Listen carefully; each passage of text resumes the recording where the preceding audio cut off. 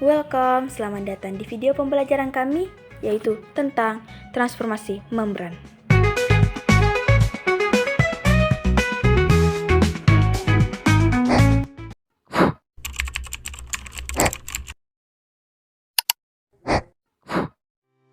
Apa sih transfer membran itu?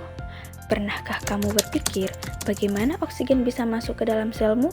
Jawabannya ada di transfer membran. Simak terus yuk videonya.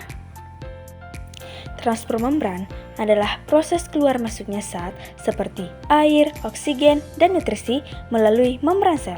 Nah, transfer ini dibagi menjadi dua jenis, yaitu transfer aktif dan transfer pasif.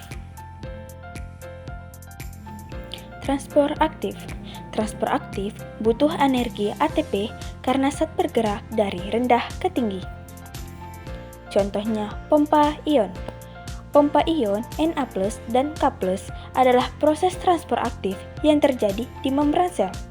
Pompa ini memindahkan 3 ion natrium Na+ keluar dari sel dan 2 ion kalium K+ masuk ke dalam sel.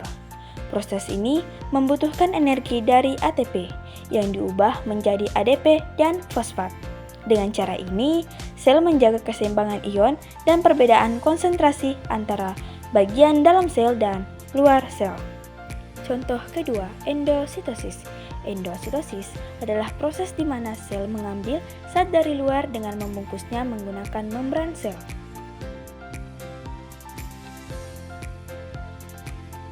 Tahap pertama, partikel masuk ke dalam lekukan membran sel.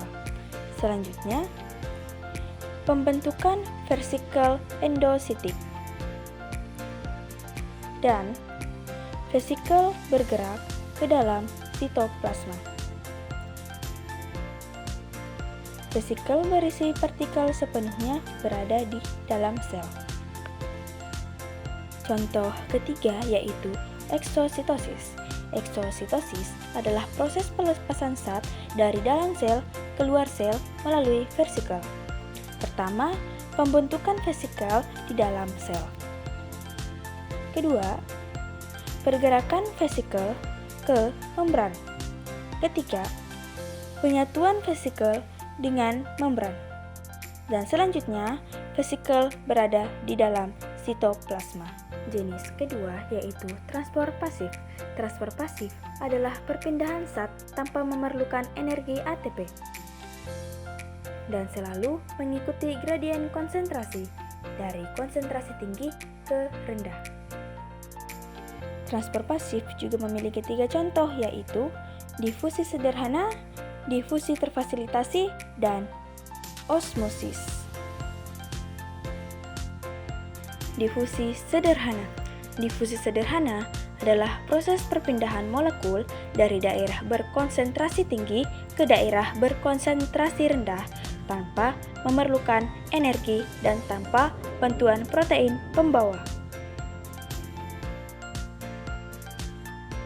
Nah, ini adalah contoh difusi sederhana.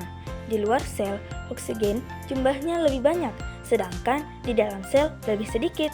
Karena itu, oksigen otomatis bergerak masuk ke dalam sel lewat membran. Proses ini terjadi alami tanpa bantuan energi. Itulah yang disebut difusi sederhana. Difusi terfasilitasi. Difusi terfasilitasi adalah proses perpindahan zat dari konsentrasi tinggi ke rendah dengan bantuan protein di membran sel, tetapi tetap tanpa menggunakan energi ATP. Di lingkungan luar sel, konsentrasi molekul tinggi menunjukkan bahwa molekul lingkaran hijau jumlahnya lebih banyak di luar sel. Difusi menunjukkan arah pergerakan molekul dari luar konsentrasi tinggi ke dalam sel konsentrasi rendah. Protein transport ini adalah protein saluran atau protein pembawa yang terdapat di membran sel. Molekul tidak bisa langsung menembus membran, jadi harus lewat protein ini. Membran fosfolipid yang bersifat semi-permeabel.